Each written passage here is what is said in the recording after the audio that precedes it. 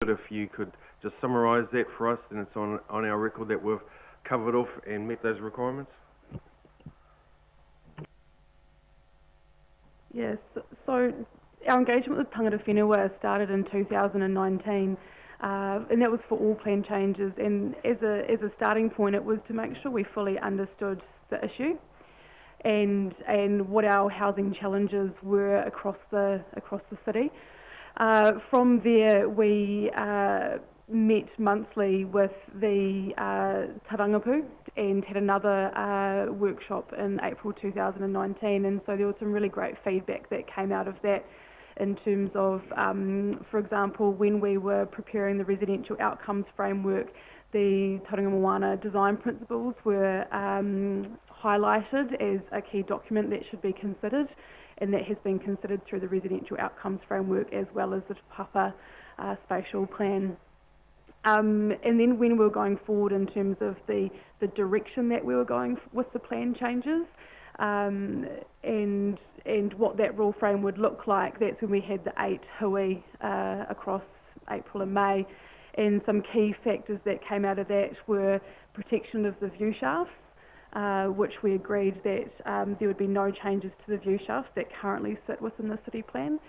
And another key piece of feedback that we received from Tangata Whenua on the plan changes, or especially the housing choice plan change, was can we consider this, and what are these options for trust land, so multiply owned Māori land.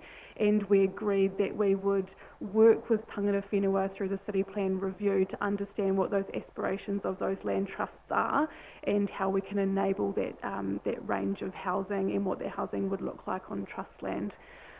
So we had general support from Tangata Whenua and our iwi and hapu authorities through that engagement process in terms of the direction that the plan change was going.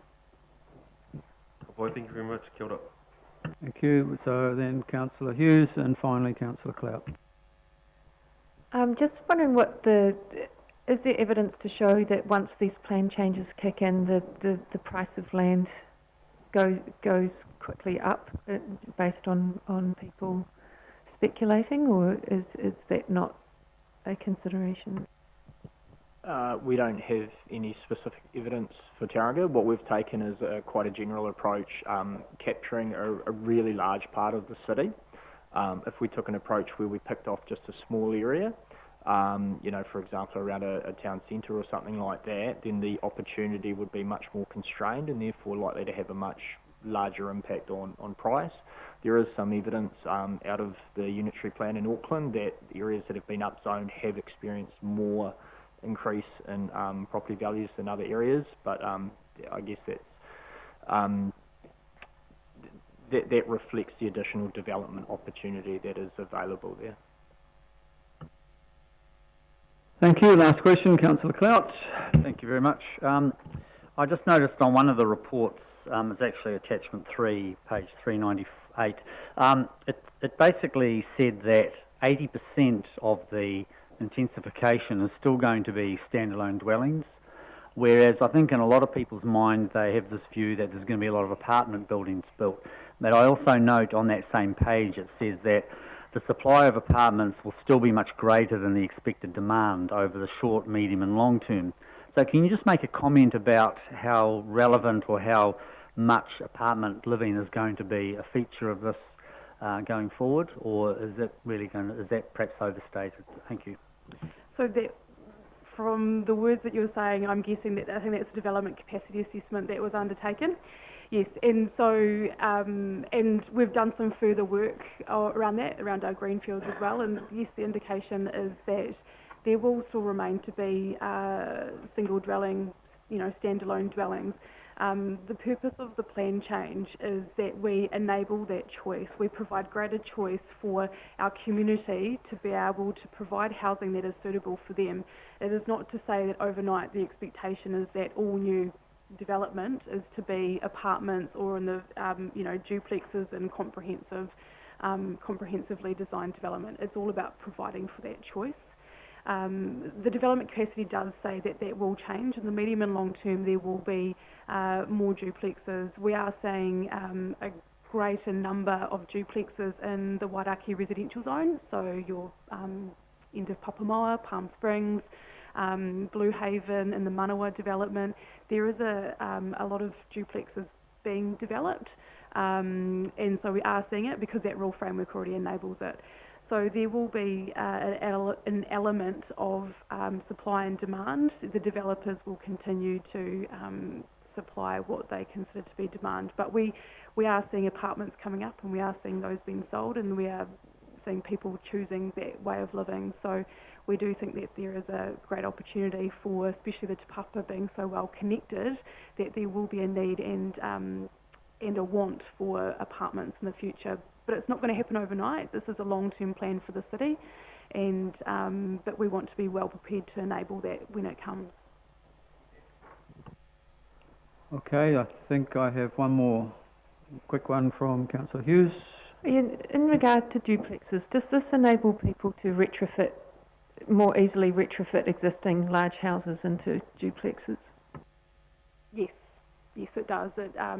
We do have a current rule within the plan that does enable it, but this enables it further on smaller sites. So you can convert a larger house into 2 dwellings as long as you meet the requirements of those permitted activity standards.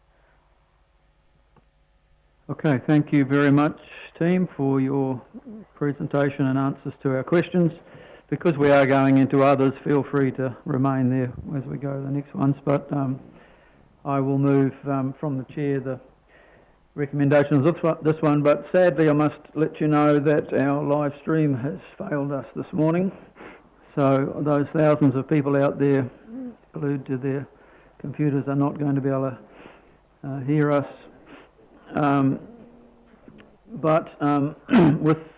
With a seconder, I will move now the recommendations. I won't read them out because we don't have live stream, so there's not a lot of point. But if I have Calvin Clout as Councillor Clout as a seconder, just speaking to it, I've actually become a fan of a little whakatauki recently, but it's not in Te Reo, sorry, Te Pio, but more haste, less speed. You make better progress with the task if you don't try to do it quickly. Well, no one could accuse us of rushing into this. It's been an enormous amount of work, and I first of all acknowledge the work that the staff have done. Plan changes require, so much analysis, so much consultation, so much technical work. I am thrilled to be here today, and I take the opportunity to move it because I've had a bit of a journey on it. I remember the bus trip we took a long time ago for some of councillors from the last term when we were trying to convince our neighbours that we were serious about intensification in our city and providing more housing choice. And yet changing a plan is a long journey, and it's why we have to get it right, or as right as we can, because if we haven't got it right and we have to change it again, it's not an easy thing to do. I'm thrilled to see that duplexes are becoming a permitted activity, and as Councillor Hughes said, the refitting of some of our existing housing stock, which I think doesn't always serve our current needs, is going to be enabled. I remember being approached by a developer some years ago who wanted to buy 50 sections and put duplexes on them all, but he had to do a resource consent for every single one of them, and that was for him just a hurdle too great. So we do have to enable it, and enable doesn't mean it's going to happen. Councillor Robson raised that question, but at least we'll find the development community willing to take more risk in their investments because they see a pathway through our plan to get the product delivered to the market, which is, if that doesn't happen, of course, we don't see the changes occurring. We've got a lot of, particularly in the Te Papa Peninsula, a lot of housing stock with accessible properties and others that are wanting to develop into more intensive and better quality housing, and we hope to see this really help to facilitate that. We've had a reminder of what can go wrong for some time. I think it was raised by Councillor Morris with the Owens Place example of what can be developed if we don't have some minimal controls, and the changes to the commercial zone rules will help perhaps to avoid that in the future. But in the Te Papa Peninsula, where we hope to see something very exciting emerge over the next 10, 20 and 30 years, because it's not going to be an instant change. It'll be somewhere I'm very excited about living near, at least, with the developments of Cameron Road as a transport corridor as well, which is coming along as well. So we aren't there yet. This is just the beginning of the notification. There is opportunity for the community to make submissions and have input into the final format, and we welcome that. We hope the community will engage. I'm sure the development community will, but I do hope we will sign off on this together as a council, and then finally at the council meeting following this, when it will be actually ratified. The seconder wish to speak? Thank you. Very briefly, we all know there's huge pressure on housing in Tauranga, and so this is definitely a good step in the right direction to address that. I appreciate there's been very extensive pre-consultation, and that has been over actually a number of years now. So congratulations to particularly the staff who have arranged that and been very open and transparent in the operation to date. I think it's very appropriate. This is called Plan Change 26 Housing Choice, and the provisions within this plan change definitely provide a range of housing opportunities, from duplexes, medium-rise apartments to your standalone dwellings. So I believe it's well named, and I think the intensification does require clearly increased amenity, which council will be providing and has provided over many years and will continue to do that, and of course the emphasis on enhanced public transport and transportation corridors. So congratulations again to the team. I know it's been a long, hard slog, but this is really very much a step in the right direction. Thank you. Thank you. Any other speakers? Councillor Robson? Yeah, look, I appreciate what the mover said, but I think he was incorrect when he said developers will take more risk. Developers won't take more risk in my view, but what we've done for developers is we've taken cost out of providing some different typologies that was there before. So we've effectively made it easier for developers to get into the space. When we talk about housing, in my view, there are three major players, and that's the state, which has a regulatory and a provision function. There is the council, which has basically a regulatory function, and then there are the developers. If we're talking about housing at scale, there's the development community who actually have a provision function. So we need to work with developers and allow them to do what they do, but of course we can't make them do anything. They will do what makes them the most money, quite rightly so. That's what they set out, that's their role, that's their function, that's their fiduciary obligation to their investors. However, the state is different. The state both makes the rules and can make the provision, and I would urge the state, when looking at the efforts we're making to allow this provision to happen, I would urge the state to take a lead in Tauranga, having set the NPSUD rules, to get into the provision space and make the sort of provision that the market won't make, and help catalyse and inspire developers to take advantage of the opportunities this is creating. But yeah, my message here is to central government, right? You can lead by example, we can't. Please take this opportunity we're giving you. Thank you, Councillor Robson. Any other speakers? Councillor Hughes? Just this is enormous amount of work involved in this, and I think that the opportunity is not only for our big developers, but for our mums and pops who might want to look at investing not in the trading of houses, but in creating more housing for our community. So taking a single house and turning it into a duplex, or taking a section and creating two houses, then all of us have a role to play in trying to address some of the challenges in our city. And I hope this gives the opportunity for the whole of Tauranga to think about how we might contribute to our housing crisis. So thanks for all the work. Thank you. Any other speakers? I am now informed that our live stream is working. Began to work about when Councillor Robson spoke, so community is able to benefit from your speech, Councillor Robson. And because of that, I will actually read what we are passing here, because I think it does need to be there for the record. So the Urban Form and Transport Development Committee, A, recommends to Council adoption of Plan Change 26, Housing Choice, to the operative Tauranga City Plan for public notification. B, authorises the General Manager Strategy and Growth to arrange the public notification process in accordance with the provisions of the first schedule to the Resource Management Act 1991, once the plan change has been adopted by Council.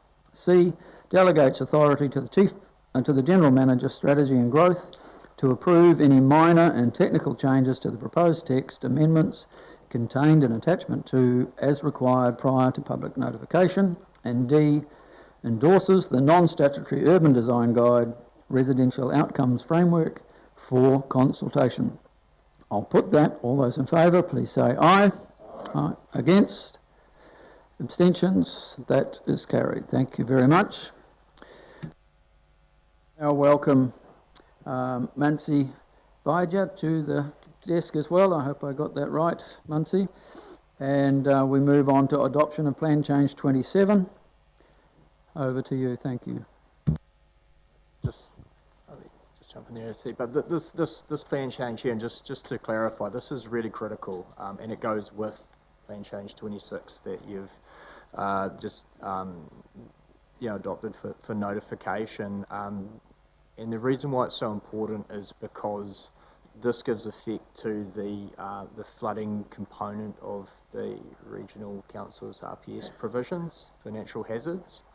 And without having a pathway to deal with those matters, Plan Change 26 ultimately will not be successful through the process that it needs to go through. So these go hand in hand, and I've probably stolen part of what you were going to say there, Mansi, but I just wanted to make that point really clear at the beginning, but I'll hand over to you to go through the slides now.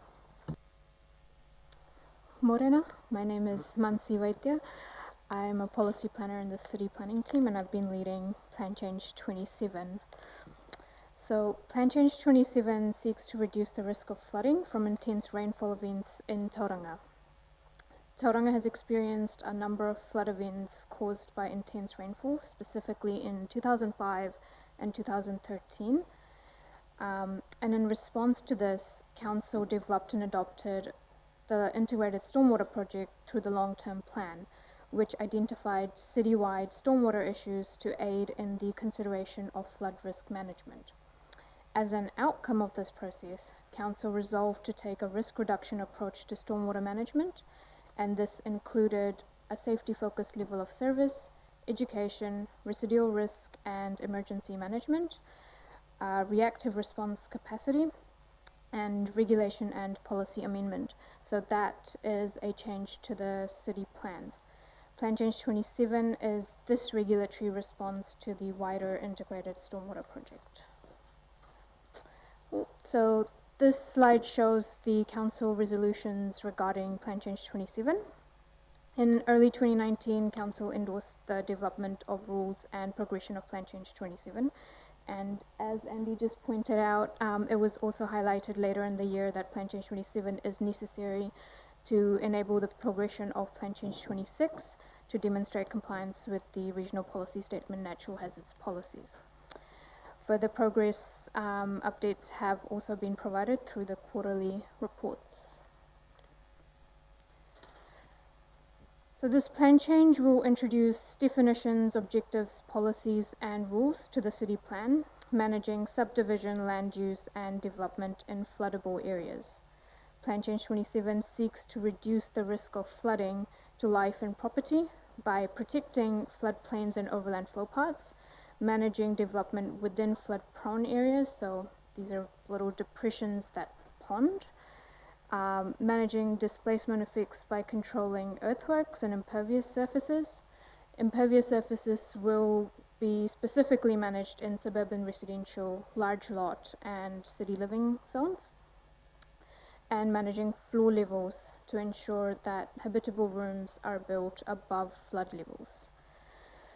Because this plan change relates to water, under Section 86B of the RMA, the proposed rules will have immediate legal effect from the date of notification. This means that any application will need to have regard to the proposed provisions from the date of notification.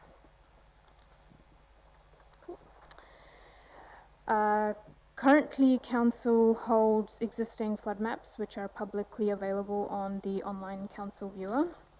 As part of Plan Change 27, these maps will be updated to show the extent of flooding in a 1% AP rainfall event, which takes into account climate change and sea level rise based on the RCP 8.5 scenario as of the year 2130. This flood mapping will remain non-statutory.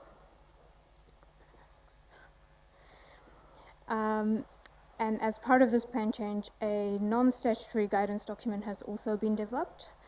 This will aid in understanding and implementing the proposed provisions covering matters such as risks of flooding to life and property, mitigation measures that can be used by landowners, and matters to consider when undertaking development. And lastly, a range of technical work has also been undertaken as part of this plan change to understand the issues and implications of flooding from intense rainfall, and this includes risk assessments which have been undertaken in accordance with the RPS, a cost analysis report, and technical work on earthworks, impervious surfaces, and freeboard requirements. So happy to take any questions on proposed plan change 27. Thank you, Nancy and Janine. So are there any questions, please, on this plan change?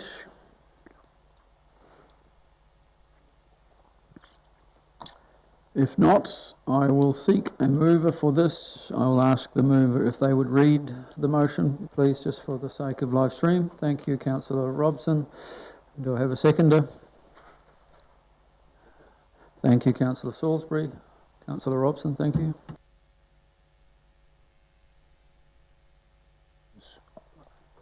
Thank you. Teamwork. What we're moving here is the recommendations on page 251 of the agenda. Those recommendations read that the Urban Form and Transport Development Committee, A, recommends to Council adoption of Plan Change 27, flooding from intense rainfall, to the operative Tauranga City Plan for public notification. B, authorises the General Manager, Strategy and Growth, to arrange the public notification process in accordance with the provisions of the first schedule to the Resource Management Act 1991 once the plan change has been adopted by Council. C, delegates authority to the General Manager, Strategy and Growth, to approve any minor and technical changes to the proposed text amendments contained in Attachment 2 as required prior to public notification. D, endorses the non-statutory guidance document, Flooding from Intense Rainfall Guidelines, for consultation. E, notes the provisions in Plan Change 27, Flooding from Intense Rainfall, as having legal effect from the time of public notification under Section 86B(3)(a) of the Resource Management Act 1991. I now pronounce you husband and wife. Oh, sorry, that last bit, don't know where that came from. If I can speak... No, if I can speak... Is that my 5 minutes up? Look, I have a... This is really important for us. We live in a time where nature is changing. I have a strong personal connection to the flooding and rainwater management issue here. As one of the first big issues I got involved in when I first got in council. This is really important, and the way it intersects with 26 is really, really important. Increasingly, we are constrained by what we can do where, by acknowledging the nature of the environment in which we live. And it doesn't always help us. And it's important to understand the intersection between, safety, I suppose, and development.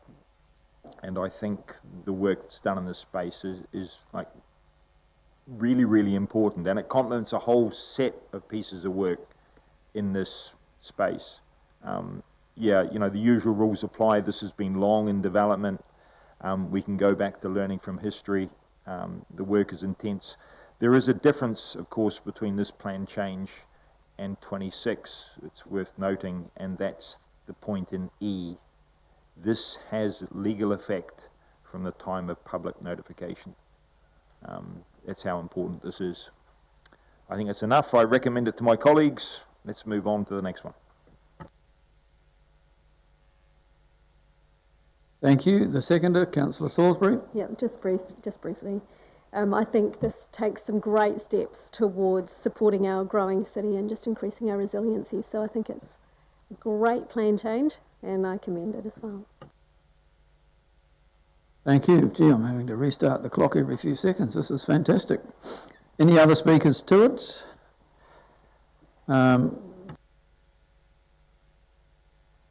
I'm just going to put my usual gripe about using RCP 8.5 in. Even the people that wrote the IPCC's last report said that policy should not use RCP 8.5, and I wonder how much land we have lost because of using the most extreme possible event if we burn every ounce of coal between now and 2100 and its effect on flooding. Thank you, Councillor Hollis. I'll add a couple of comments. I live, very fortunately really, in a stormwater valley where I look down, and I can honestly say over the last 15, 20 years that we've been there, we've noticed the increase in rainfall events. What was it's a 1.5 metre pipe turns into a fire hydrant after a short amount of rain, and the intensity of the flooding just through what I observed there has increased dramatically. I'm not going to go into what I believe about the causes of that, but it's certainly happening, and we've had to purchase properties which were once considered to be okay to go ahead and build there, and then we find we've got to go and repurchase them. It costs the ratepayer a considerable amount of money. The comments Councillor Robson made about this coming into effect now is obvious, to stop people rushing out and starting to build in places where they shouldn't. And so I think it's a very, very sensible plan change, one which I hope we will all adopt this morning. Thank you. Any right of reply? Councillor Robson? I'll pass, thank you. Okay, I'll put that. All those in favour, say aye. Aye. And against? Any abstentions? It's carried. Thank you very much.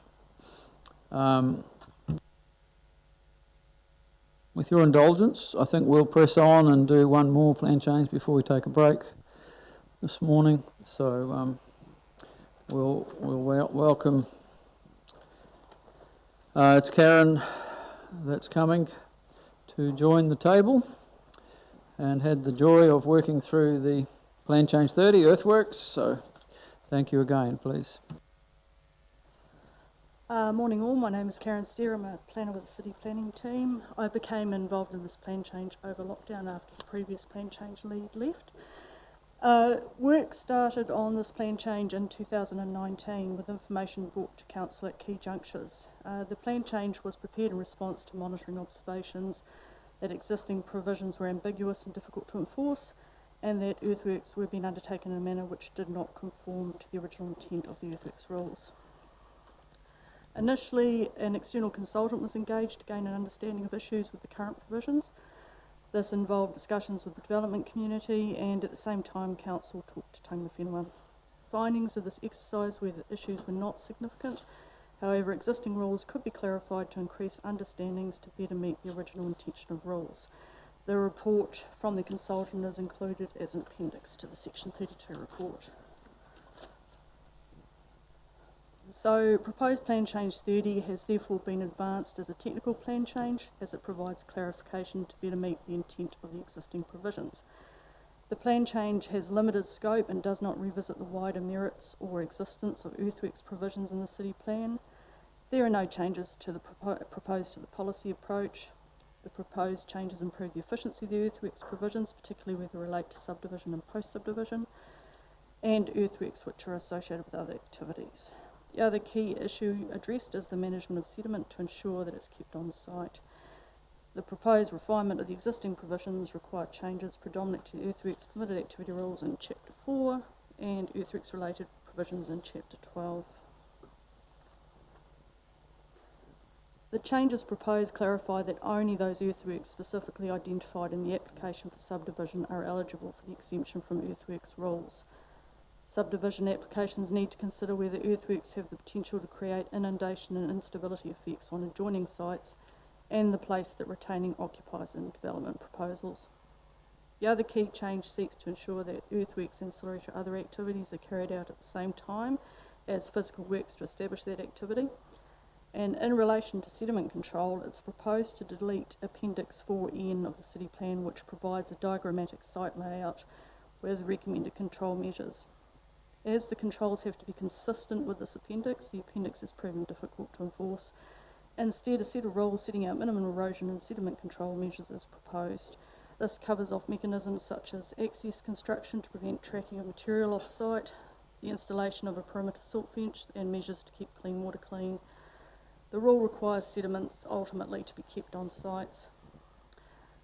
A non-statutory guidance document will provide examples of best practice and will support understanding the rule and monitoring activities, and that was also included to the appendix. And that's the final slide. Any questions? Thank you, Karen. So we'll come to questions. Yes, Councillor Avery? Are you happy to move? We'll come back to you then if there are no further questions. I noted that you mentioned the way in which it affects adjacent sites within this, which is something we all have vivid memories of. Can we ask you to comment on how this addresses some of the historic issues? I think the members of the public may be interested in knowing whether this does tie up some things in our ability to manage things going forward, whereby adjacent sites may do earthworks that affect a site that already has consent. Could we have any comment on that?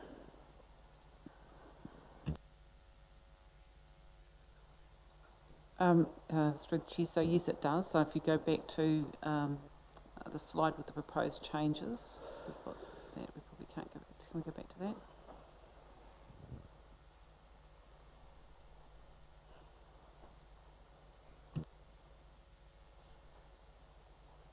So there's two things in terms of adjoining sites and the impact of adjoining sites. So one is around the sediment control, which is down the bottom. So probably 2 years ago now, I think the monitoring team in the infrastructure group were looking at sediment and how to deal with it and the impacts on neighbouring properties. And because the provisions in the city plan were not clear enough or could be interpreted, there was not a clear pathway to enforcement. So that's really what that's trying to address, and that will deal with the neighbour issues. And then in terms of the first one, it's really requiring more clarity through the consenting process that there's not a pathway to piggyback off wider earthworks provisions that aren't specific to the particular site, and what's happening on the site would probably be the best way. So again, that's closing that loophole. So yes, it will deal with those matters. Thank you. Councillor Clout. Thank you. Just for the sake of, I guess you might say, enlightenment for the general public, how does this plan change interrelate with the regional council's responsibility on earthworks management? The regional council controls bulk scale earthworks, so we're talking, depending on land conditions, about 5,000 cubic metres and above. So the city plan deals to earthworks below that threshold. The advice we've received is that the earthworks provisions in our city plan can deal to matters that create the potential for sediment release from sites, whereas the earthworks provisions contained within regional council will be more relating to discharge volumes, particulate matter, and quantities of discharge. So we have the ability to control earthworks as they relate to sites and trying to prevent sediment from ending up in waterways. Thank you. If there are no more questions, I will accept the motion, moving of the motion by Councillor Arbery. If we have a seconder, and I'll ask you to read it too, if you would, Councillor Arbery. Seconded, Councillor Morris.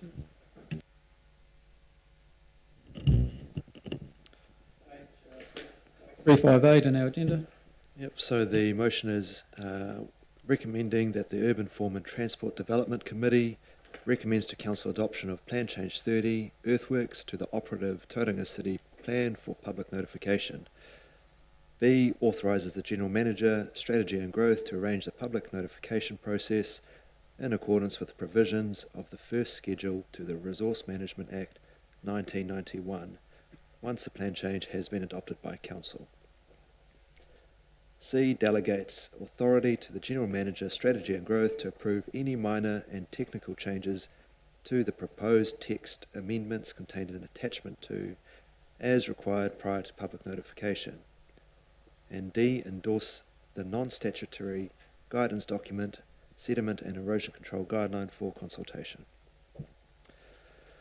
Speaking to it briefly, controlling sediment and erosion is important to keeping our harbour and rivers clean, and whether it's, even at these small sites, they add up, so that if you don't have good controls in place, you end up with murky waterways, which isn't what we want. So whether it's putting in little silt fences or bunds or stabilising open areas of soil, it all needs to become common practice even on smaller sites, and needs to be enforceable as well. So it makes good sense. Thank you, Councillor Avery. The seconder, Councillor Morris. Any other speakers? Well, I certainly will. And I would love to hear from Te Pio Kawe also, because this is one step in the right direction of trying to address the amount of sediment that is ending up in our harbour. As a little boy, many years ago, I used to go and stay at my auntie's down on Turret Road, and we used to swim out to what we called Rat Island. I'm sorry, I won't address it properly, but it was a tough swim, even at low tide. And now you can just about walk across there at high tide. And for years and years, we've seen this going on. The white sandy beaches that used to be around our harbour are now mudflats. I know as a young boy, when I used to go floundering with my brother-in-law in Welcome Bay, I thought it's always been mudflats, till I met some queer, and they talked about what it was like in their childhood. And when I used to fly to Wellington some years ago, on a wet day you would fly out of the airport and look at the big brown streak into the harbour, which was sediment flowing in. Regional Council, I believe, have been a part of that by not enforcing and monitoring the large earthwork things that go on as we've developed housing, but every single house site. Each builder doesn't think about what it contributes, as Councillor Arbery has said. You clear all the grass off that one section to start your building, and you sort of think, it's just a little bit of dirt. But you watch it in a rainfall event going into the stormwater system and then into our harbour. So as well as these changes, we will need to see also an increased awareness amongst the development community and the builders, and enforcement occasionally, because we cannot rely upon everyone to do what is right.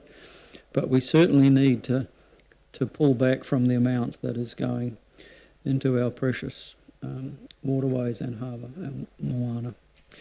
Thank you. Any other speakers? No right of reply, Councillor Arbery. So I'll put that. All those in favour, please say aye. Against? Any abstentions? That is carried. Thank you very much. Well done, everyone. We will take a break now at 11 o'clock for 15 minutes. I think we've earned a good break. We'll come back for the Te Papa Spatial Plan and then the presentations after that. Thank you.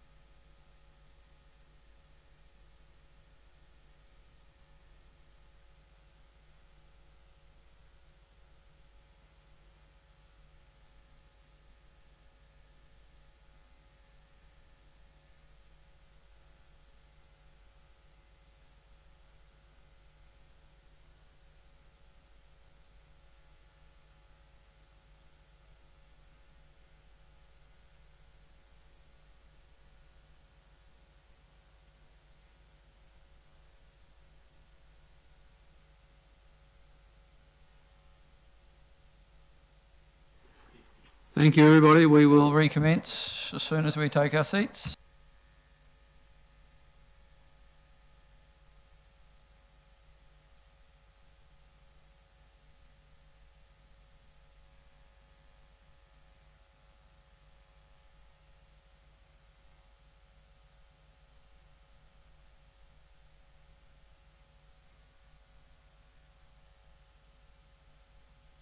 We'll ask Spring Street to recommence the live stream.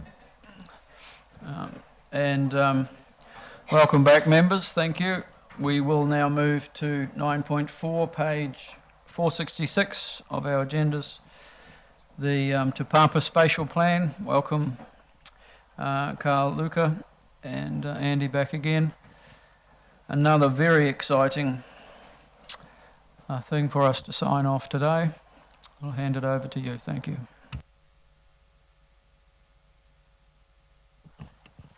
Kia ora koutou. I think most of you know me by now, Carl Luca. So I've been leading the Te Papa Spatial Plan, Te Marahiri Takiwa o Te Papa. So I'm gonna run through a pretty quick presentation, but I think you all know the project quite well by now, and happy to take any questions at the end. So the Te Papa Spatial Plan, just a brief overview again. It is a 30-year blueprint to support growth. It is set out to look at how we grow or support growth over the 30 years towards a unique, livable, connected and healthy community within the Te Papa area. It focuses around land use, transport, social infrastructure, culture and three waters, and importantly it has assisted to shape Plan Change 26 as it relates to housing choice.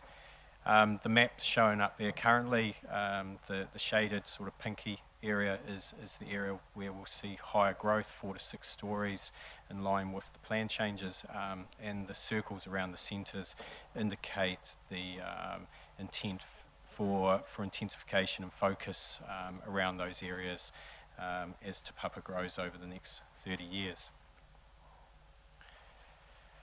So the Te Papa project or urban program is made up of 2 parts. The Te Papa indicative business case, which came before you in May this year and was endorsed by council. That focuses on the transport, or that focused on the transport investment and the land use, so an integrated land use transport program. And it was also endorsed by NZTA and Regional Council in August. So the document, the Te Papa Spatial Plan, which we bring before you today, really brings together that integrated transport land use program, and then also the supporting urban interventions. So three waters, infrastructure, community amenities, open space, projects and principles around culture and identity and the environment. So it ties it into a full package there. I think, we've emphasised this previously, but it is really around a partnership approach, particularly with mana whenua, and also key stakeholders. So Waka Kotahi, Regional Council and central government and agencies. Now this photo up here was taken at our design sprint around a year ago, and many of those people from those agencies have still been involved up until recently, and those partnerships will continue post today as we look to deliver the Te Papa program. Equally, community engagement will be ongoing. We engaged last year in mid-2019 and also early 2020 this year. The engagement informed both the issues and the challenges that we look to respond to through the plan, and then also the priorities within the implementation plan. So asking our community what was most important to them. And we've reported on this previously and the outcomes of that. So both the spatial plan document itself and the implementation plan very much respond to both community and stakeholder engagement. There will be ongoing engagement, both through the long-term planning process and projects as we deliver on the Te Papa program. But I think the Te Papa spatial plan really looks to deliver on a range of benefits, and if we sum those up concisely, it is around enhancing the culture and identity of Te Papa, so making it a more attractive place for people to live, work and play. When we've talked to the developer community, we know that's very important in terms of them being able to deliver more housing in that area. It is about improving environmental quality, which is very important to mana whenua and also our wider community. And we've talked about that a little bit today within this committee meeting. Housing that meets our needs. So with Plan Change 26 being notified, will provide more opportunity for apartments, terraces and duplexes within this area as well as the wider city. Economic growth and employment. So as we see growth in this area and wider Tauranga, we will see growth within our city centre and within our centres. And then also providing the opportunities for people to move around and access those centres, the places they want to get to.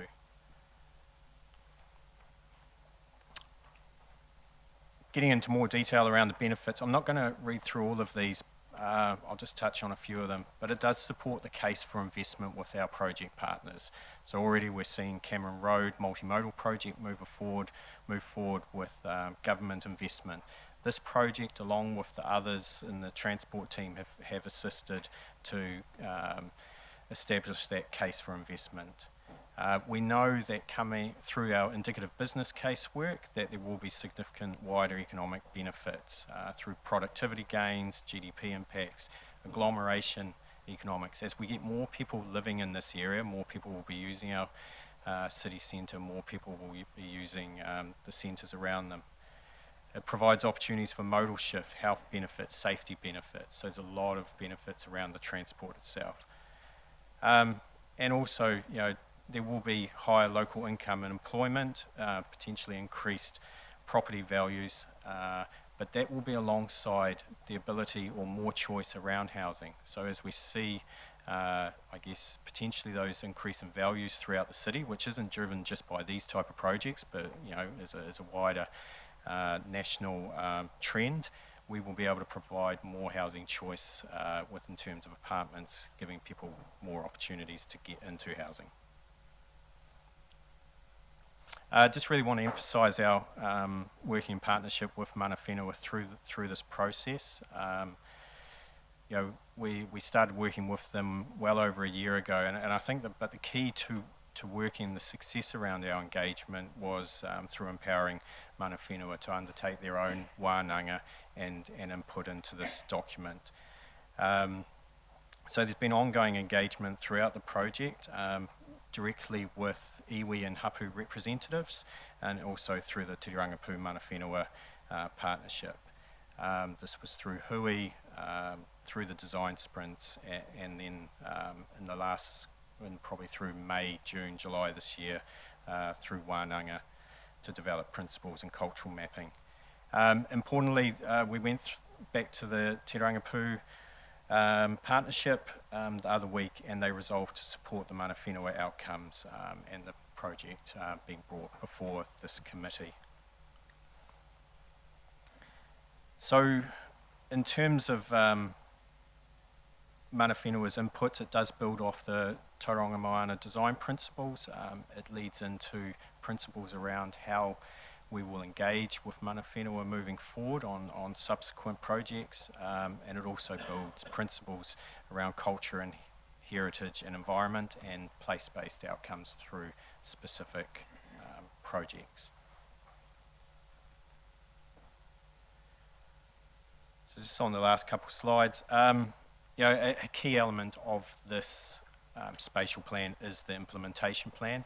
It brings together the outcomes of the indicative business case as well as the wider open space, cultural and environmental outcomes we seek to achieve through this project. It informs long-term plan decision-making, so also acknowledging that there will be further discussions through the long-term plan process as to which projects get prioritised within this program as we move forward. It's based around delivery of an integrated land use transport program. It is focused on, it's both Te Papa wide but centres focused, and a focus on movement, social infrastructure and other supporting infrastructure. So in terms of next steps, this year has been quite significant, I guess, with the endorsement of the Urban Form and Transport Initiative, UFTI, the plan changes today, and then looking forward to the spatial plan as well moving forward. Next year, moving into long-term plan engagement and then subsequently project delivery. But we're already making steps forward on this. Cameron Road Multimodal Project, as I've noted, has central government funding, and we're now able to move forward with that project. And it also puts in place the stage 2 design and investigations. Moving forward with notification of Plan Change 26, and I think really importantly, we are in ongoing conversations with key government agencies and our partners to keep this project moving, and that will roll forward into next year, looking at areas such as Gate Park, Maryvale, and also working with Wakakatahi on transport initiatives and so forth. So yeah, the focus going forward will be around those centres, supporting open space and cultural planning over the coming year. So I can probably stop there and take any questions. Thank you, Carl. Questions, Councillor Hughes? Any other guests? Thank you. I'm just wondering what the opportunities, if they're being explored for the having a design panel for the Te Papa area. I think that we've going to have quite a lot of challenges around things such as landscaping and street trees, and there's opportunities for bringing our artistic and cultural elements of our city into kind of some kind of cohesive feel. And I just wonder if that's been explored. So as part of the wider city plan review, part of that will be to look at a design panel, which would an urban design panel. Now we'd see that being able to look at both, I guess, through the resource consenting process, but also look at important council projects to take them through that. So we're currently starting to work through, I guess, investigation around what that could look like. So it would come back to this council in due course, probably in next year sometime. Do you think there's opportunity, though, for Te Papa to kind of pilot that idea rather than while these in the earlier stages, or you think that it would be better just to look at the whole city as a whole together? Look, I definitely think there's opportunity to look at Te Papa as an important project that could go through that design panel, and so probably going forward over the next 6 to 12 months, we can look closer as to what projects and how that might move forward. Yes. Te Pio Kawe. Kia ora, Mr. Chair. Kia ora, Cole. Nimhi nei kia koe. I just really wanted to say that the whole cultural feel of the document has been captured right across in terms of the headings, the context, all of them. Where are we at in terms of a Māori design team and those commissioners coming on board for them to grapple with the application of this is huge. I note that the huge amount and the number of implementation projects that are at the end of this document. A significant amount of work has been done in terms of getting those across there. And I suppose my question at the end of the day really is, there are those projects that are partially funded and those that are not funded. How do we progress and move those forward? Thank you. Microphone, please, to Paul. So certainly, more generally, for all of the projects in there, we'll need to work through the long-term planning process to confirm which ones get funded and which ones don't. A number of the projects in there, particularly as they relate to some of the outcomes sought by mana whenua, are within, I guess, operational budgets. So there's a role for our team to continue to champion those, to bring other teams up to speed so that we can draw the principles and some of those outcomes through existing operational programs. Other questions? Councillor Clout? Yeah, thanks very much, guys, for this. We hear a lot or read a lot in this document about transportation, increased amenity, etc. But if we're looking at below the ground assets, particularly the three waters, to what extent are we going to require some significant capital investment in those? Because we were always led to believe that there's already very good capacity in the three waters within the Te Papa Peninsula. Can you just explain what may be required? Thank you. So just have a go at that. Claudia Hellberg's in the back of the room as well. So if I get anything wrong or I miss anything out, feel free to just pop up, Claudia. Just my microphone's on. So in terms of water supply and wastewater, generally at a trunk, the larger kind of pipe network perspective, we are looking pretty good for development over the next 10 years, particularly as this starts to gain momentum. We don't expect hundreds or thousands of dwellings to be flooded sort of overnight.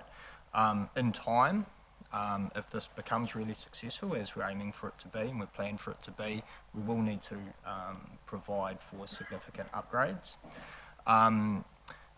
What I would say though is that we are progressing with the Cameron Road multimodal project, stage 1 at the moment, and so that involves significantly rebuilding Cameron Road as a transport corridor and having to relocate services, and it also provides an opportunity to look at what is already under the ground and whether it is the right time to also maybe renew some of those assets or upsize some of those assets. So there is some thinking in that space, more as an opportunity rather than something that's absolutely required right at this point in time.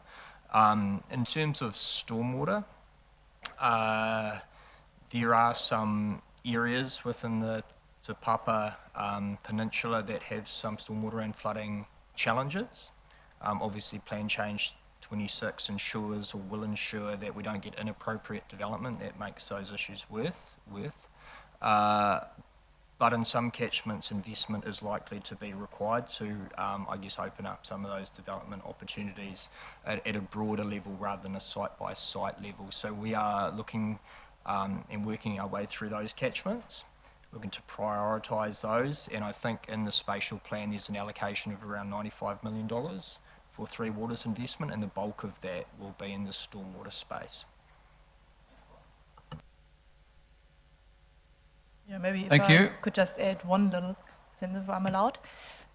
In regard to the first stage of the Cameron Road multimodal project, we actually identified that a few more capital works are required for stormwater management, and so we will that after we have done a bit more assessment and have got more specific numbers, we potentially have to bring that in front of the council to ask for additional budget to be spent at the same time, which might be too early to just agree in the LTP process on that. There are no more questions. I'll move, but Councillor Robson. Yeah, look, I'd like to thank the team that put this report together, because there's a lot more numbers in here that some people I know have been looking for, including myself. There's one or two typos in here, but I'm not going to complain about those. Just note we do need to get these things accurate. In relation to paragraph 74 and 75, when I look at paragraph 74 and I look at the transport capex over 10 years of 237 million, and then the OPEX estimate, and we've only got OPEX estimates for the transport capex, I'm noting in paragraph 76 that the OPEX relating to the other capex is coming via the LTP process. But when I look at the 10-year cost estimate for OPEX in regard to transport of 21 mil, and I look at the total capex of 237, I'm sort of struggling to make those two numbers fit together, because the 10-year OPEX is a total, I assume, which means we're talking average OPEX of 2 million a year on a total capex budget of some 237 million over the 10 years. Now, I know obviously in year one there's going to be 2/5 is not very much capex. Is it possible to get some more detail on that? Because prima facie it begs a question. $21 million of OPEX over 10 years on a total capital program of 237 million bucks seems light to me, but I don't know. I know there's missing information. So there's a couple answers to that question. So you're correct, it will build and increase over time. So over the next few years, that OPEX is very low, but as investment increases, it will continue to increase. I'm able to provide a graph that was presented to Regional Council by our public transport colleagues there, which outlines how that OPEX expenditure occurs over the 10 years, but also as part of the future planning, there will need to be further business case and work done to confirm those OPEX costs. Can I supplementary, if I may? Is that, just so we're clear, because transport capex obviously is outside of that capex OPEX divide in terms of, and the capex that we're putting in is obviously significant, and it doesn't just relate effectively to buses. It relates to a whole lot of stuff. The OPEX figure, is that a regional council OPEX figure in relating to buses? So that OPEX figure doesn't connect specifically to that capex figure. Is that an accurate statement or not an accurate statement? It's correct in that it primarily relates to regional council's OPEX for public transport. I'd like to request that in terms of the usual, staff have the right to go back and amend things or make notes, that it be recorded in the minutes that that's very, very clearly not a reflection of effectively the total OPEX for the capex in that space. Because at the moment that's the way it reads, and I would say that's misleading. Thank you. Yes, you can request that be noted in the minutes. It has been noted. Thank you. Any other questions? Well, I will move, but I will actually just offer to Councillor Granger, as the long-serving councillor for the Te Papa ward, if he would like to move as my senior.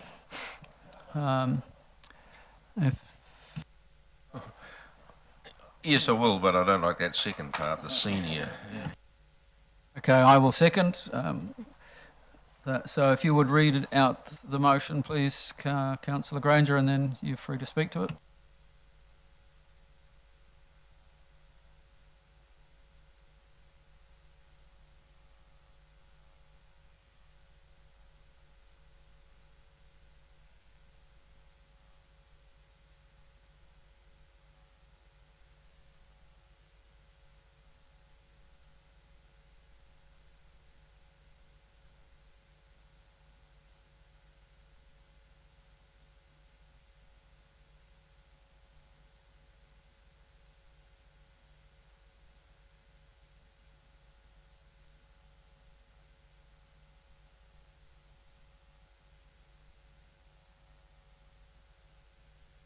Thank you for your patience, Mr. Chair.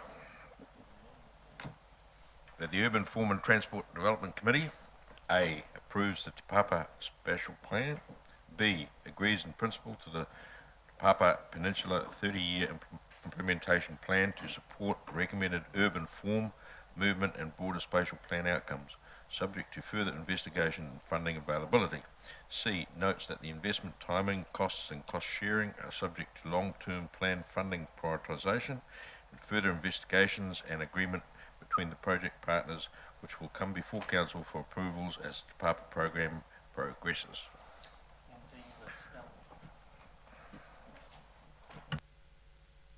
You may speak to it now if you wish. I think enough has been said, and I just certainly approve it for sure. Thank you.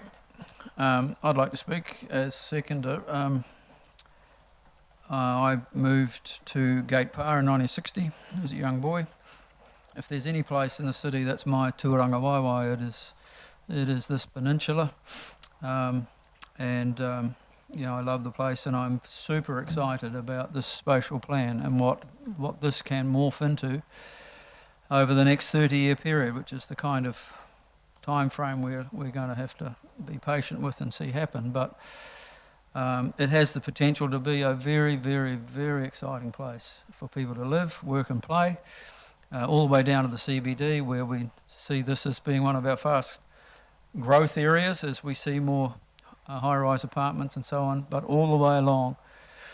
For me, Gate Pa was a fabulous place to grow up, and I've watched over the years the ugly infill occur around so much of that old housing, New Zealand housing stock, the state advances stock it used to be called, and the fact that we were so ignorant for so long of the cultural history and the true history of the city that exists along here. Elected members will remember David Cunliffe. Actually, I thought he should move here and become a councillor. You know, gave a very good summation yesterday of just what's sitting here around us all the time, from the Elms all the way to Tiranga. I was a little schoolboy at Tauranga South when we went to the 100th anniversary of the Battle of Gate Pa at Pukahinahina. And I believe we will see that develop into a superior tourist attraction there, and a great site for remembering what happened there in our history. So the transportation corridor is going to make sense of how public transport has to link with this intensification. It's the amenities that we're going to have to put into this peninsula are going to help incentivise that. Things like Memorial Park, things like the connection from Memorial Park to the CBD, all of this, and as has been pointed out, when we look into the report, there's some very big numbers in there. And it's going to take councillors over the next 30 years to have some courage to invest and some creativity perhaps to find the funding and partner with other agencies to get the funding to make this the best thing we can. If we do it cheap, we're going to miss out on really an opportunity to make this a fantastic place, as it already is, but will become even greater with the spatial plan implementation. And I thank the staff for the work they've done, and will continue to do as we follow this through. Thank you. Speakers, Councillor Robson, followed by Councillor Arbery and Councillor Hughes. Yeah, look, this is a big piece of work, and it's it's obviously strongly aspirational. I would just make the following observation, that if we believe the BCRs, one of them's referred to in paragraph 14, this doesn't require courage. This just requires the ability to work our way through a complex finance and funding framework basically constructed by central government. Because if we believe the BCRs, the return here, in the transport area at least, is 2.3 to 3.7. And having spent some time in large billion-dollar project consultancy, when you get that sort of return, right? Remember, a BCR of 2, you're getting twice back what you put in. You know, most commercial boards would bite the hand off. That doesn't require boldness or courage. I think where our challenge is in believing the BCRs, in believing the numbers. And here I would urge that as we work our way through this program, process, this journey to the future, which I support, that we make sure we get the numbers right. Because if we don't get the numbers right, future generations are not going to thank us. So I appreciate the increase in the amount of numbers in the report. But as I say, there's no courage required if we believe the BCR. There is courage required if we don't. And I would urge us not to have that type of courage. Follow the evidence, follow the numbers, be smart, and the future will look after itself. Thank you.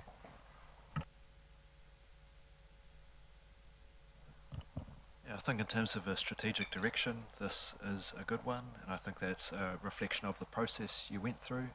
I've talked to a few of the people who were involved with that design sprint, and I haven't heard a single complaint or issue about it. Everyone was quite positive about it and thought it was a collaborative approach, and I think that's why you've got a good document. Things will change, obviously. Strategic direction needs adjusting as things come to light, but this is a good baseline, and it paints, I suppose, a picture of a city that I want to live in going forward, so well done. Thank you. Councillor Hughes. Yeah, also I think this is a really exciting vision for our city, and I think one of the biggest challenges though will be how to create a city that still feels like Tauranga and still feels like home when we develop over time.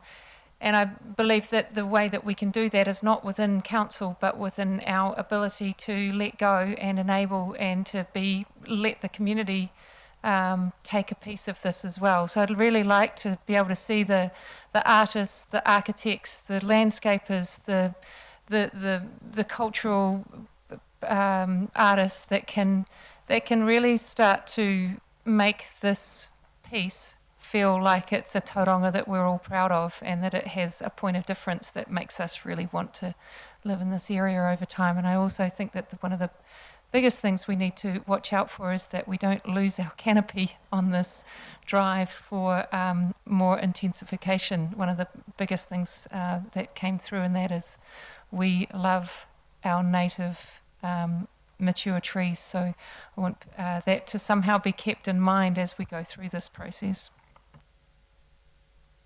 Thank you, Councillor Hughes. Any other speakers?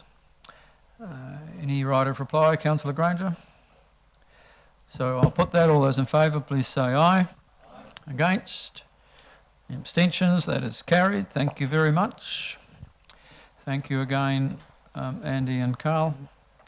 So that completes our business items, but we do have some presentations to come. Oh, sorry, we have got one more. Sorry. 9.5, Andy. Must turn the page over.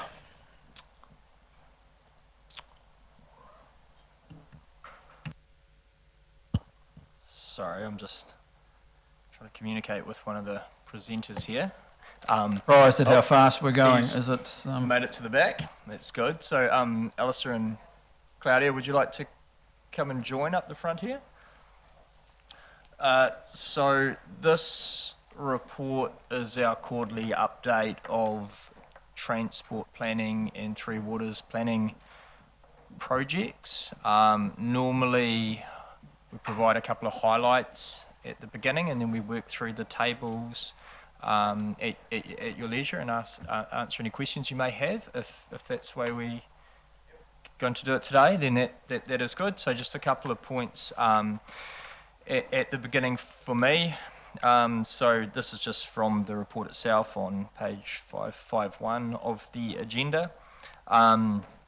So probably the key progress we've made over the last 3 months is that, and it does seem like some time ago now, but the AFTI project and the Te Papa transport business case have both been approved by the NZTA board. So that again is quite a major milestone. And those projects move into implementation. We've made quite a bit of progress on the transport system operating framework that is now nearly complete as part of the TSP project.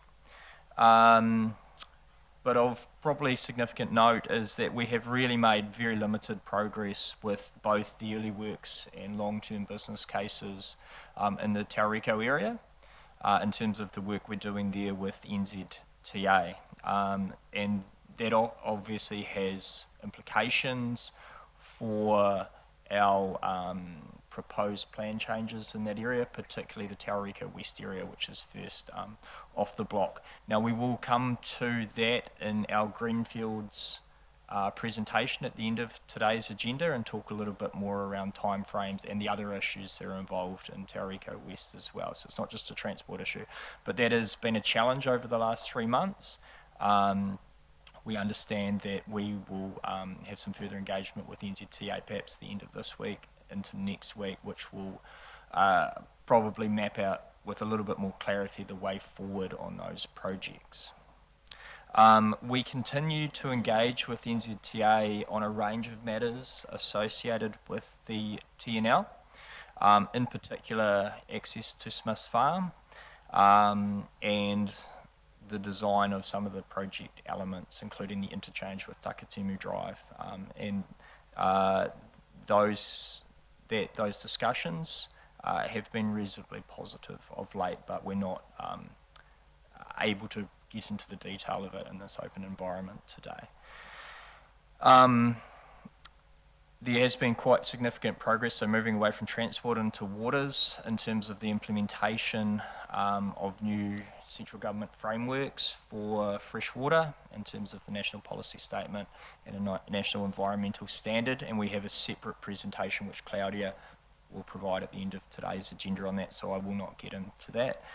And I would just say that the team and its real focus probably over the last month and going forward probably over the next 3 months is largely in the long-term plan in the RLTP space. So those are probably the key highlights from me. We can pick up some other issues as we work through the report. I think just in terms of a process matter, a range of these items have sort of either got to the point of projects being completed or they've moved out of a planning space and into an implementation space. So you will see there a list on page 551 and moving on to page 552 of the agenda of projects that we don't intend to report up any further because they're effectively completed, or projects that will be reported up separately and largely through the infrastructure group and their PSOC reporting. So if there's any issues there, quite happy to discuss those matters, but I'll leave it to you and to the chair to work through the report. Thank you. So just noting that you've said we do have the 2 other presentations on Greenfield Urban Growth and Freshwater National Policy and National Environment. So questions around those that may arise from this could be left until those presentations. If members would like to then just commence through page by page from 553 on what's in the agenda and raise those questions that you wish to, we will proceed that way. It's the UFTI commences with the UFTI initiative on page 553. Any questions in regards to what's in the report there? Page 554, Western Bay Penny Transport System Plan and Regional Mode Shift. Page 555, Interregional Rapid Rail Investigation. And the IDC, the Infrastructure Development Code, Transport Provisions. Any questions on those pages? 556, Tauranga City Parking Policy. We had a briefing workshop on that recently. Anything further on that? The Tauranga Transport Model. 557. Eastern Corridor Transport Planning. 558. And 559, the Bay Link update. Anything there? There's been some developments in that area that we all are aware of, though, I think. Is there anything to report more recently on that? No. 560 then, State Highway 2. And Western Corridor, State Highway 29. 561. 562, the bus facility at Arataki. And bus facility, city centre. These things are all coming up on things soon, which we will explore further, I believe. Public Transport Implementation Plan. And 563, Cameron Road Corridor Improvements. 564, Cycle Plan Implementation. Accessible Streets. No, and Waka Kotahi New Zealand Transport Agency funding 564. That brings us to 565, which is only half a page. Nothing coming up there. 566. Planning projects now, wastewater projects, Eastern Corridor. Anything there? Western Corridor, wastewater study. 567. Tumanga Ocean Outfall Project. Councillor Robson. Just, we had a briefing on this project, and I just sort of checking in with the team. Is it correct, and I'm trying to recall the exact words that we used, but we are doing some sort of dilapidations pre-check for some of the properties around that proposed path, and then one assumes a post-implementation, post-project check to see whether there's any liability in that space? Is that actually happening? Have I got that I'll ask correct? him to respond there. Thank you. Yeah, thank you. Through the chair, yes, so that is correct. It is happening not right at the moment, but we have started the engagement process with the owners of those properties. So we have a schedule of properties that we will go through and do pre and post surveys. In terms of is that sort of SOP for us and that sort of projects? Could we get some sort of information brought to us at some point? I don't know if my colleagues are in this space about the scale and work in that area. It is of interest, I know, to members in our community. But if we could get some information circulated on how many of those reports we've done in the last 5 years and what the result has been, whether we're paying out a lot or a little on these projects, is that information available?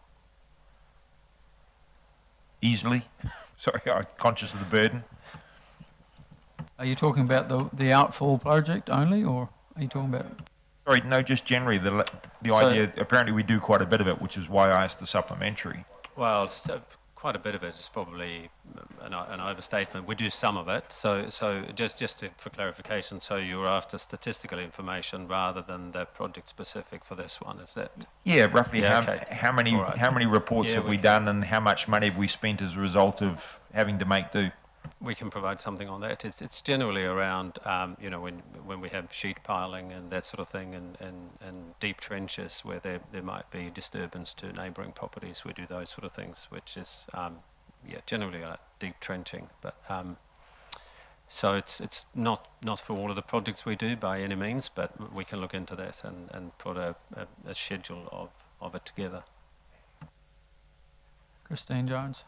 Perhaps speak to a couple of the more significant projects when I was in the role of GM of infrastructure. So the Southern Pipeline was a good example of a project. We did that, the properties in close proximity to Memorial Park, where we were doing a lot of sheet piling and thrusting of the pipe under the harbour.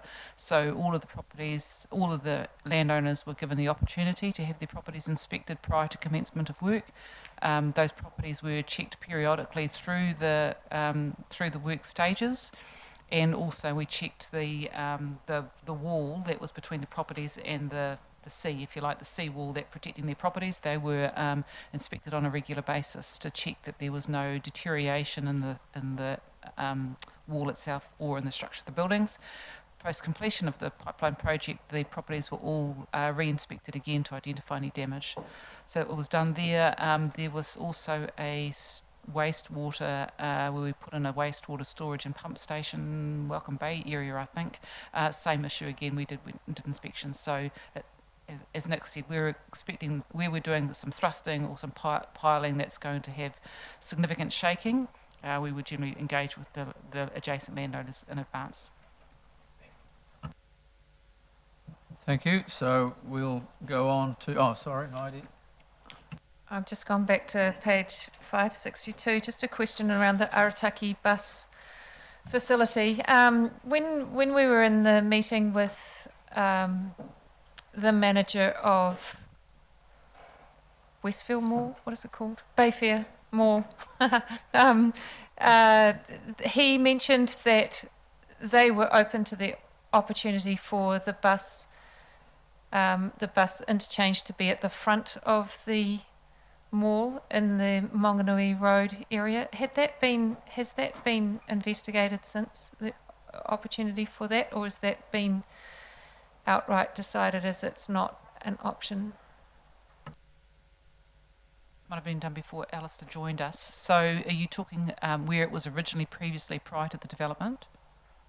No, front? in the car park on their property, when he spoke to us a couple of weeks ago, they said they were open to that option as well, which in the past we had thought that wasn't an option from them. No, I'm happy to have a conversation with you offline, but I don't. We have explored a range of options. They've been really clear about what is and isn't possible, and our staff are connecting directly to them, but happy to talk to you offline on that. If I might, Councillor Hughes, I know that when he was here, I did ask him, were they open to having an access or an egress, I suppose, an exit for the buses through to the Monganui Road side.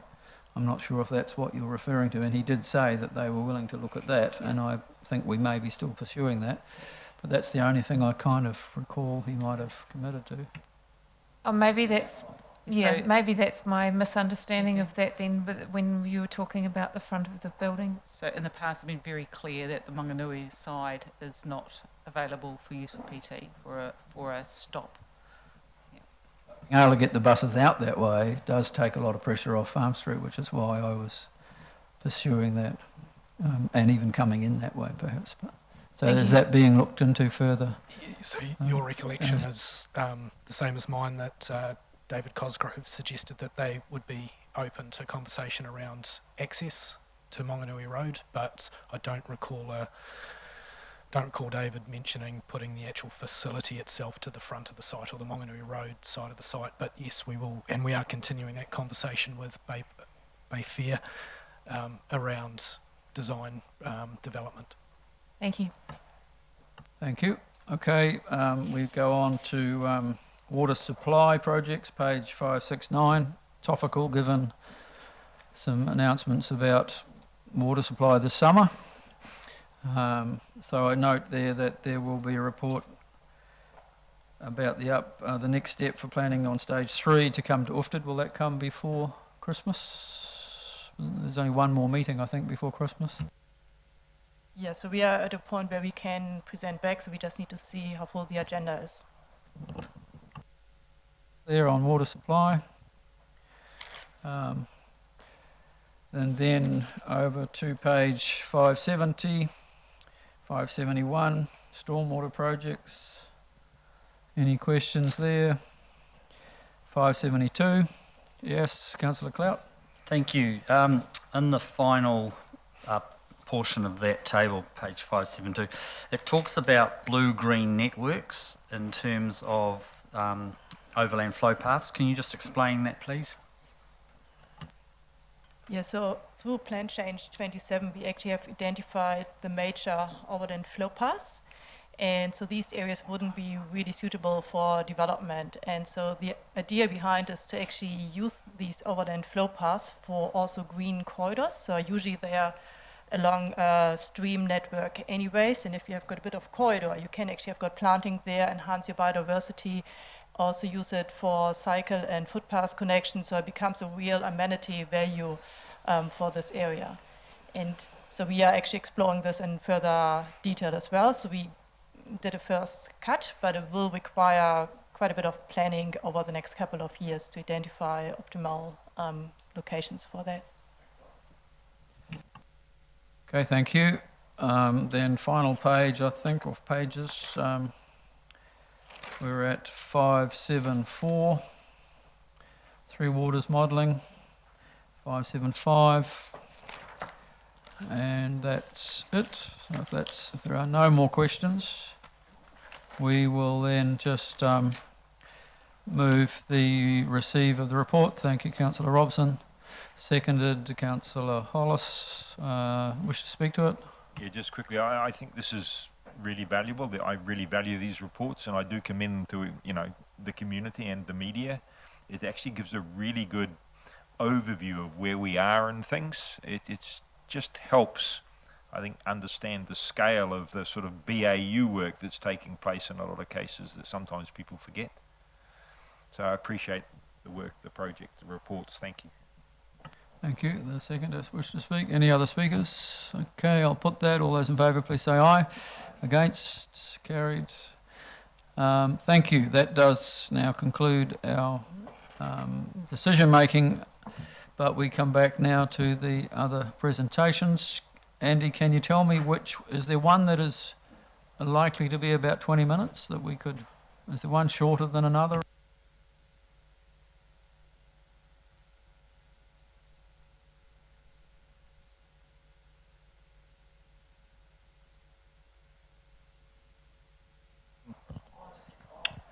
We'll carry on as scheduled. But Yeah, no, so this, the waters presentation might be around 20 minutes. We just need to make sure that we have sufficient time for the Greenfields one. Probably going to be more like, could be up to 45 minutes, maybe 30 to 45 minutes, and that item needs to conclude by 2:15 with other commitments. So all right, so if we did waters now, then broke for lunch 12:30, and then reconvene 1, and we'll have time then for the, is that all right? Excellent, yep. Thank you.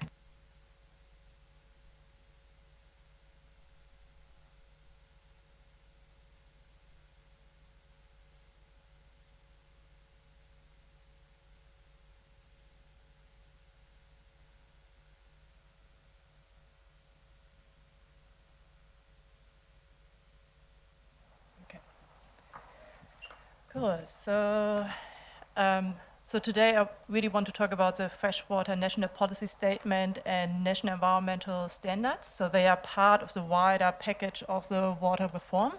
And maybe just to keep in mind, there's really a lot of change happening in the water space at the moment around freshwater, but also the water reform, how we actually manage water. And so this is only a small part of the whole package, but it has got quite some significant impacts on how we manage water moving forward. So first of all, what is a national policy statement and what are national environmental standards? So a policy statement is really an instrument for central government under the RMA to provide specific policies and directions on a specific matter of national significance. And so these policy statements have to be implemented by regional councils and local district and regional councils. So they are really a clear direction, and depending on how they are drafted, they are directly implemented, or sometimes there might be some space for local recognition. And national environmental standards, they are prescribing technical and non-technical standards, methods, or other requirements, so much more on a technical basis. So the NPS for freshwater really deals with a clear direction, an updated direction on how to manage freshwater under the RMA. And the NES then looks at certain activities and provides specific guidance on how they actually should be managed. So these regulations came in place on the 3rd of September 2020, so any new applications being made have now be considered under these policy statement and the national environmental standards. So it's fair to say that a large part of these policies and NES is based on the rural activities, but there are also implications for urban parts. And because we are an urban city council, I really concentrate today on the urban components of it. So there's much more if you're interested in the rural space as well.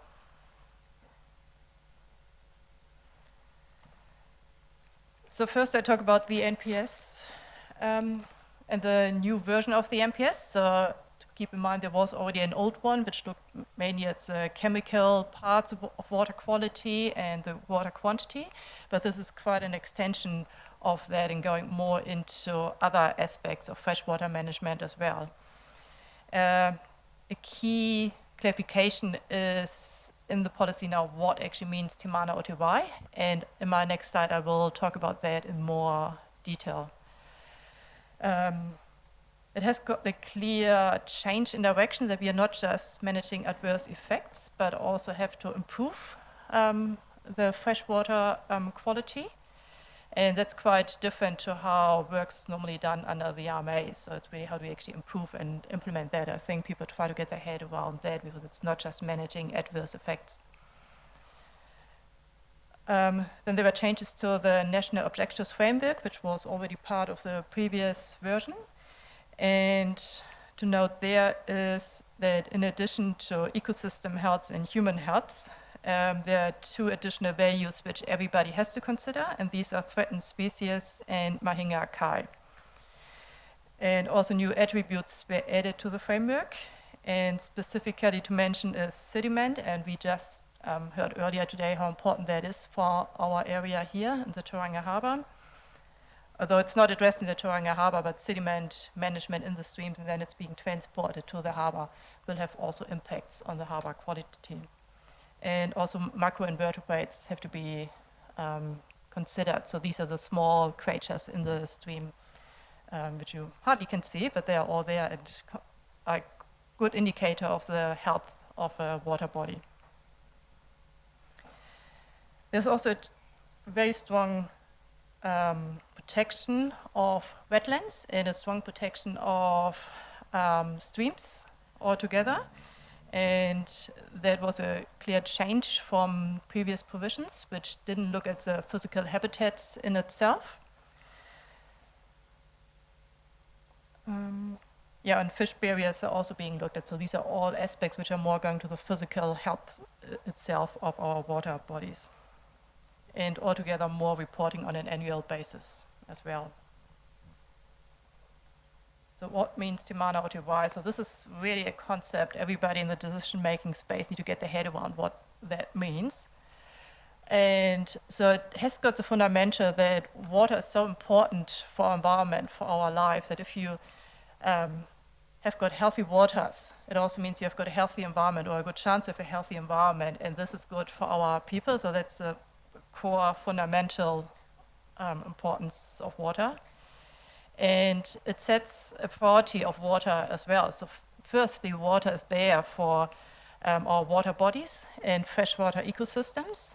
And the second priority is health needs of our people. So that basically includes water supply and sanitary needs.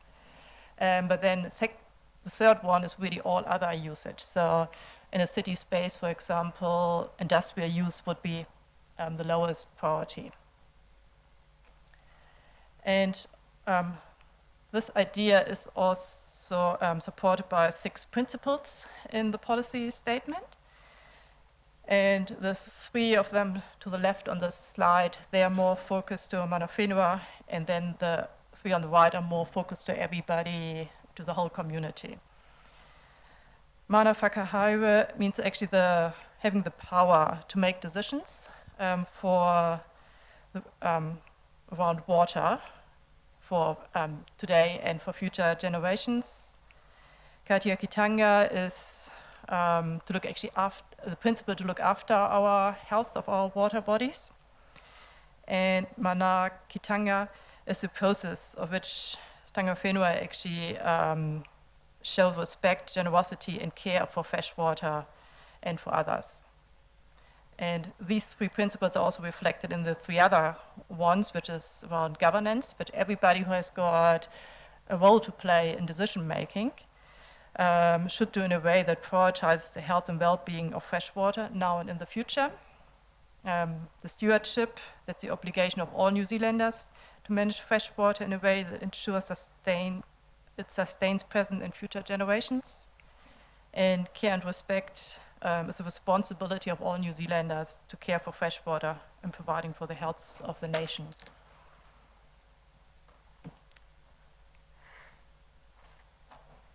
So integrated management is specifically important for the urban space. It's called Kiuta Kitai.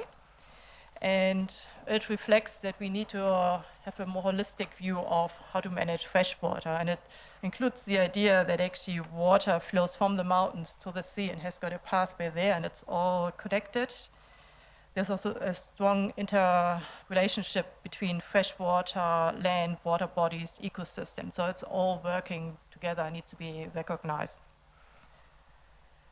And so it also specifically mentions cumulative effects, which was always a tricky point to manage in the past under the RMA, as you were looking by one application to the other, but cumulative, you could still have effects. So this new policy tries to address that as well. And it really requires us to look more closely of how we actually manage regional growth in the sense of freshwater management to get the best outcomes as well. So this introduces a new responsibility for district and city councils. So in the past, we always thought, oh, this is actually the responsibility of the regional council, but it actually says in regard to land use management, what we are doing under the city plan, we also have to look at freshwater outcomes and take on our responsibility to ensure we are having good outcomes. It also directs that councils need to work together. So that means working together with the regional council, but specifically in our case, it also directs us to work closely together with the Western Bay District Council, as we have got catchments which are partly in their jurisdictions and partly in our jurisdictions. Yes, I mentioned the new policy statement is really centered around ecosystem health. So it looks at the water quantity, the chemical parts, the quantity, the management of flows, including the low flow situations. It looks at aquatic life and the habitat in itself, and it just sees it as a whole concept which needs to be addressed, and that there are multiple factors which could cause degradation in our water bodies. So I want to point out two specific parts, and that's stopping the loss of streams. So through urban development, quite a few streams have been lost throughout New Zealand. And the new policy has got a specific wording every regional council needs to implement in their regional plan without a Schedule 1 process. So that means there would be no further engagement, they just have to implement it. And this is a specific wording that loss of river extent and values is avoided unless council is satisfied that there's a functional need for the activity in that location, and the effects of the activity are managed by applying the effects management hierarchy. And so we are currently in discussion with the regional council what that specifically means, because we have got streams in our area or growth areas like Tariko West, where we thought we would actually redirect them, and the question is, this redirection, would that actually fall under this, under these provisions as well? If I just make a point there, I think it's very important to note that there's no differentiation whatsoever within this policy instrument between a river like, say, the Wairau River or the Waikato River versus a very small stream that a layman may classify as a farm drain. A layman like myself may classify as a farm drain that might be, yay wide or whatsoever. So it does create some real challenges in implementation when you get onto the ground in an area like at Taurika West, where there are a number of those sort of small streams and drains around. Can I just check how many slides left, Claudia? We might have some questions now if there's any up so far. We've got about 7 more. All right. Are there any questions so far on the presentation? All right, thank you. Carry on. Okay. And there's even a stronger protection of natural inland wetlands. And the interesting part is what we in the past identified as wetland under the regional plan definitions. That definition changed. So even areas where probably quite a few lay people would say, oh, this is actually pasture, might actually fall under the definition of a wetland if you've got certain species or more than 50% of these species there. So there will be a bit of a rework for us to go back and identify what is now considered a wetland. And the protection is so strong that if it's identified as a wetland, you clearly couldn't do any earthworks close by to it. So it's an infilling of the wetland wouldn't be allowed at all. So it's really a strong protection in that space. It's more or less absolute protection of all wetlands that remain in New Zealand, and we have lost a lot of wetland. Yeah, so it really comes that New Zealand, I think around 90% of wetlands have been lost, and so that's where the protection of the remaining one is really being held up. And we are also on this one in discussion with the Regional Council on exactly the methodology of how to identify these wetlands and do it in an efficient manner. Coming to the national environmental standards. So the standards are very focused to a large degree on the rural space, but they also support the policy provisions around protecting existing inland and coastal wetlands, protect urban and rural streams from infilling, and ensure connectivity of fish habitat. So these are all specific provisions in the standards to ensure it. So the wetland protection, as I said, it's really strong, but there are certain activities you still can do there. It's very minimal. So for example, if you have got a nice wetland, you want to put a walkwalk there, you can actually do it, but it would direct how to do it to minimize your impact. There's also some about research. You can do enhancement, restoration projects. They are all allowed, but it's quite a complex chapter, and I think we will have to work through that on the ground as well.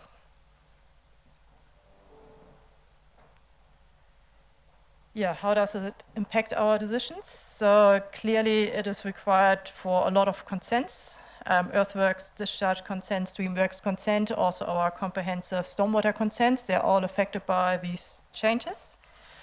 It brought the new responsibility for TCC that we have to do integrated planning. And that will influence our city plan review, our land use planning, and also consenting in the land use space. It also highlighted that we have to work much stronger together with Stormwater Whenua on freshwater matters. And I think we still have to work out exactly how we do it, but there's a clear direction that we need to have a strong relationship with them and involve them in our decision making. Yeah, and just being a bit more specific on our growth areas. So for Tauriko West and Te Tumu, we have to reassess our wetland extent. So we align, because the definition changed. There's some uncertainty on how far streams can be relocated. And so we are working through with the Regional Council. So we hope that by the end of this calendar year that we have got a clear direction for this, as the Regional Council also needs to coordinate with all the other councils throughout New Zealand on their interpretations. So it wouldn't be just an agreement between us, but it needs to be agreed throughout New Zealand, so there's a fair process for everybody. And then early 2021, we would apply it, have got finalized land forms, and the stormwater management plan, which is supporting the comprehensive stormwater consent. We hope we can have that done by 2021. Yeah, this is just a picture of Tauriko West, where we identified the different water bodies. And the ones in blue and yellow, these were all the water bodies which were identified.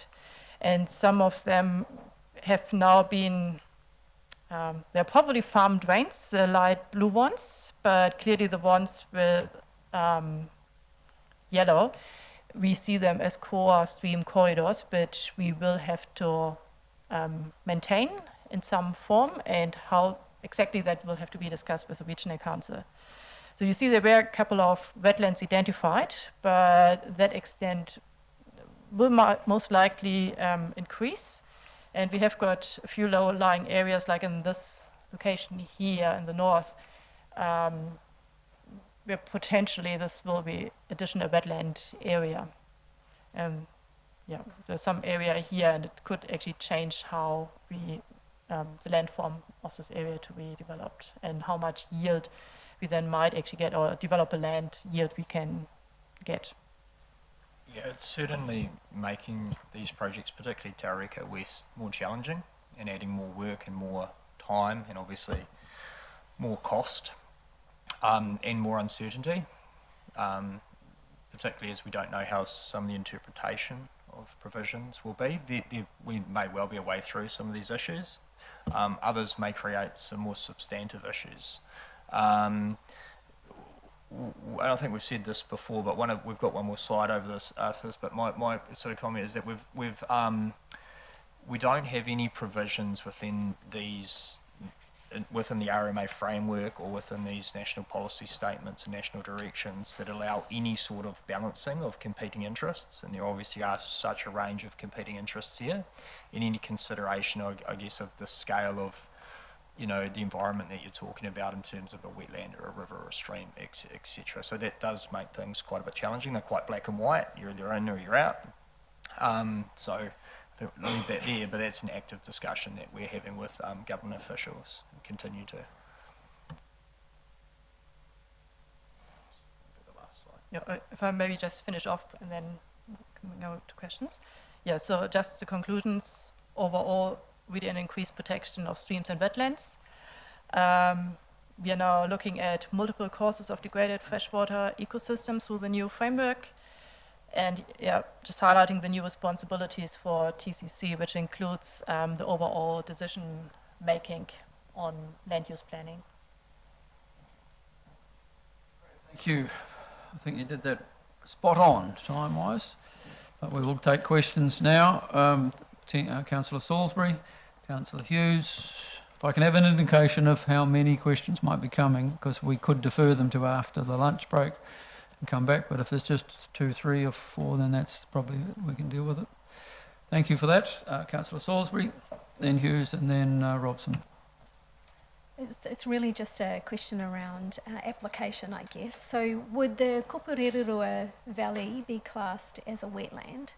And I'm just wondering what kinds of impacts that would have then on the project we have down there with the realignment of the Waimapu stream and the planting that's going on. Do you have an idea of the impacts on that project? So at the moment we are recreating the wetlands in the Kopererua Valley anyway, so that's actually a really good alignment, and it's one of these projects central government clearly wants to see. So we are moving in the right direction there.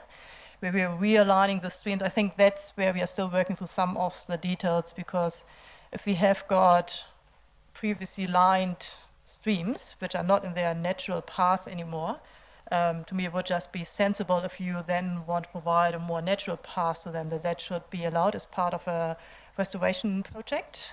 And the concerns are more around where streams are being filled in. Yeah. Thank you. Councillor Hughes. That was one of my questions. Thank you, Tina. The other one is around if we can just go back to the slide on, I mean, you're saying that you might want to find ways to work around this, but that it might be that we just consider this to be a real asset to this development, that the expansion of natural habitats within our communities is actually really a very positive thing for those developments. And I wonder whether, and I know that I've talked to that developer early on, and we haven't yet had our session on this, but he was suggesting that the only place where he would look at doing some terraced housing is a very small amount down the bottom somewhere over the river. But this might be the opportunity for that developer to think that it may be that some of those developments could be more intensified in order to deliver the kind of outcomes he needs, but also look at the natural environment as part of the process.